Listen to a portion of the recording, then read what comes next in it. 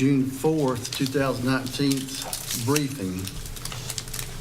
Mr. Mayo, you have invocation. I'll follow with the pledge.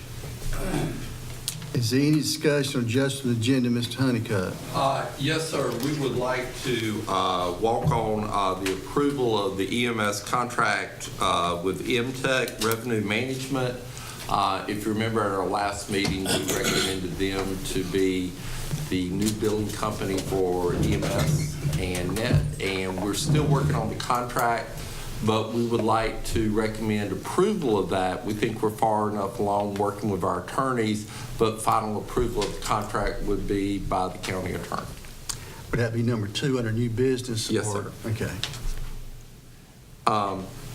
Also, I did want to mention, as you're aware, if the board has no concerns, Commissioner Pate has had a doctor's appointment this morning dealing with his back and would like to call in at 9 o'clock and participate during the regular meeting today. So if no problems or issues with the board, we do have him set up and the conference calling ready at your disposal.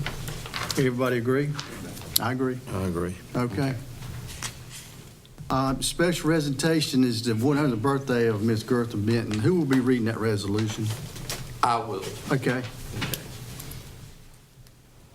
And we did follow by public comments, and please help me remember, Bill texted me this morning as a reminder, and I'm glad he did, just to announce during the public comments time that they're welcome to speak, but the public comments time for the budget ordinance will be at 9:30, just for clarification. They still can, but just for clarification. Yes, sir. Then the 9:30 public hearing. And then consent agenda, Ms. Spate. Yes, sir. Your first budget amendment I have them grouped together is numbers 463, 464, 472, and 502. These are all related to our indirect cost allocations to various funds. This is done by a third-party provider. This basically assigns a cost to those departments for your general use departments like facilities, finance, HR, and IT.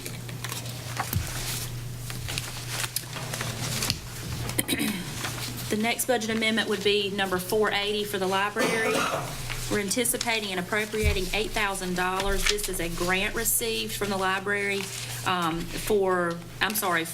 the state for LSTA funds, and it has to do with their technology program. They will be using it to replace laptops that were 10 years old or older. For social services, requesting to reallocate $12,475. The bulk of this is going to be used to purchase flood insurance for the Dixie Trail facility. For Office of Emergency Services, requesting to reallocate $5,682 to capital outlay equipment. This is for the purchase of a radio consulate. This piece is a plug-and-play backup piece to the main component that allows you continuity of the encryption and de-encryption process for recording purposes. Which budget amendment was that? That was number 492 for Office of Emergency Services. It was, the amount was $5,682. And that's for what now? It's for a radio consulate, and if it gets too technical, I'm gonna have to call and help. They have this is a piece that does the encryption and de-encryption process that is done for the recording purposes of the calls. And this piece is a backup to the main console. And so if that main part went down, we'd have no way to continue the process of recording unless we had a backup. So this allows you to kind of plug and play this part until the main component is replaced or repaired. I read my question here is, how long have we operated to where we didn't have a backup? I'm not sure about that. I would have to check with Brian Taylor. So we haven't had a backup. Either that or the backup has failed and we're replacing it. So. Okay. Okay, the sheriff said we've only been encrypting now for 2 years. And that side of the radio system is just for the sheriff department at the present. You know, some of the other departments may go to it later, but that's strictly for the sheriff department. And correct me, Sheriff, if I'm wrong, that scrambles the message so people with scanners at home and all that on vital calls and all, that they can't call their neighbor and say, look, the sheriff's on the way to get you. Yeah.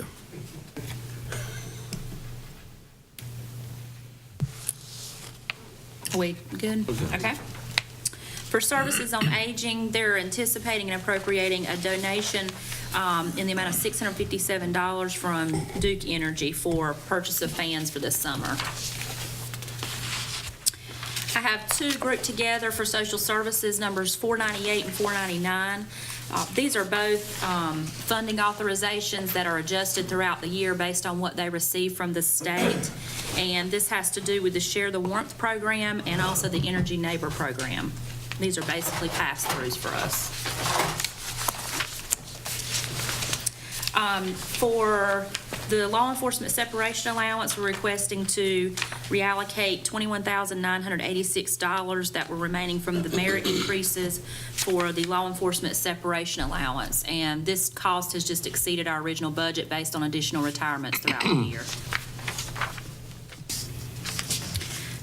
For the County Capital Projects Fund, we are requesting to reappropriate, $3.5 million for the Advanced Manufacturing Center. This was done last year. However, when we were reappropriating funds, we just missed this one, so we're reappropriating it for this year. I have a couple of bills to pay, so that's what reminded me of it. For the Sheriff's Office, they have received some controlled substance monies in the amount of $1,398.92, so they're requesting to anticipate those and appropriate them accordingly. And that's all I have for you. Thank you. Mr. Chairman, if I could Yes. go back to 509.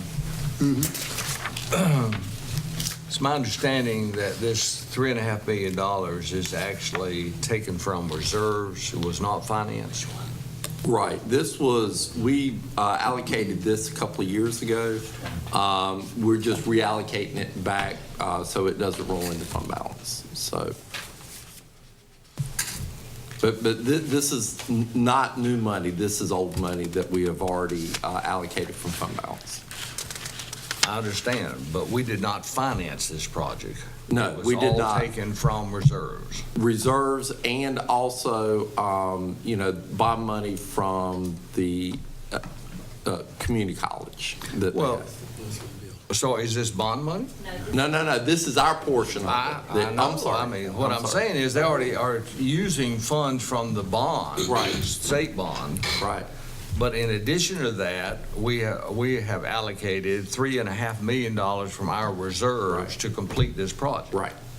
Is that correct? Yes, sir. Okay. Thank you. I'm sorry if I was confused.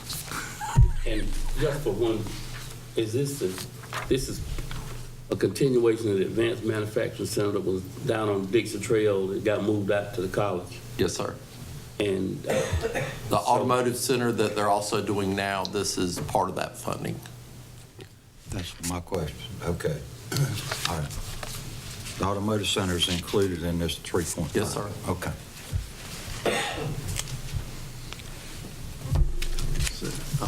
Next is the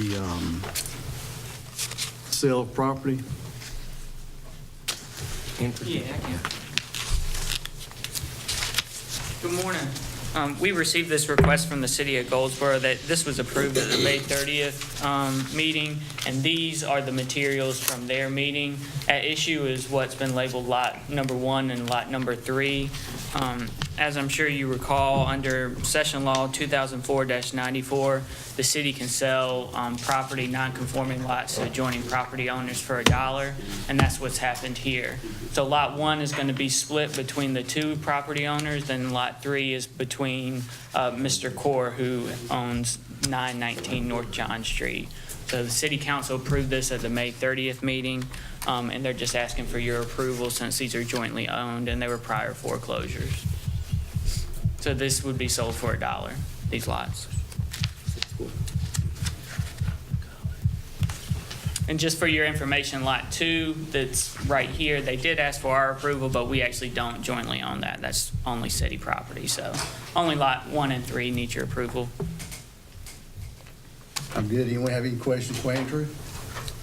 Nothing except for realtor handled it. They sure didn't make much commission. 6 cents. Is it my understanding that when this goes back onto the tax rolls, that it will be at tax value, not at the dollar? That's correct. It'll be the most recent appraised value for the reappraisal in 2019, Thank you. not for a dollar. I don't want to use that as the comp.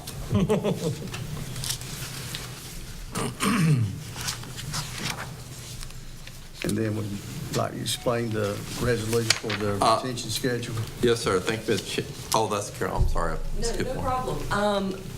Each year, well, not each year, but every so often, they update the records retention schedule, and it applies to all departments and to all records within the counties and municipalities. So when I was at the School of Government, that was part of what we did during my second week of Clerk Institute, was talk about that. And they recommend that we adopt this, and many of the other local governments that I'm going to class with have done so already. It does not change all of the previous retention schedule, but it changes enough that it's very important for me to get that out to our departments. But I need you to adopt it so that we can give them a guide to go by to make certain that we keep the records of Wayne County as we should. Sir. Then we go into new business. Thank you, Mr. Chairman. New business is motion to adopt Resolution 2019-17, resolution in support of Senate Bill 377, the Military Base Protection Act.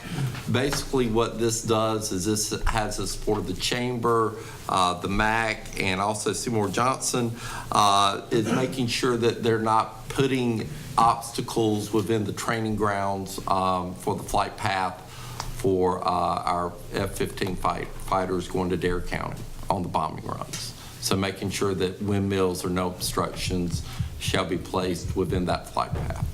Okay. Could I inquire on that? I thought we'd already passed this bill some years back. I think it is something has been, this is really a prohibit. Now I think they've limited, now this is strictly looking at prohibiting. So it was limited before. Right. It was. Right. And this is, I think, a much stronger wording than it was in the past. And when it was worded as limiting, the windmill people did not slow down on trying to continue to move forward. And you know, we hadn't heard a whole lot about it, but they were still moving forward, and this is kind of to go ahead and put a stop to it. That's one of the most interesting things that I've seen. The windmill lobby is one of the most powerful lobbies that there are in Raleigh right now. But really, this would put any stoppage, making sure that the flight path there'd be no obstructions. And this is a duplication of what the Chamber submitted also. Yes, sir. Good. Number 2, your contract for EMS. Yeah, we do. And again, we working with our attorneys and working with the attorneys for MTech Revenue Management in order to get our billing ready for July 1. We would like to go ahead and have this approved with council's approval, with our legal counsel's approval.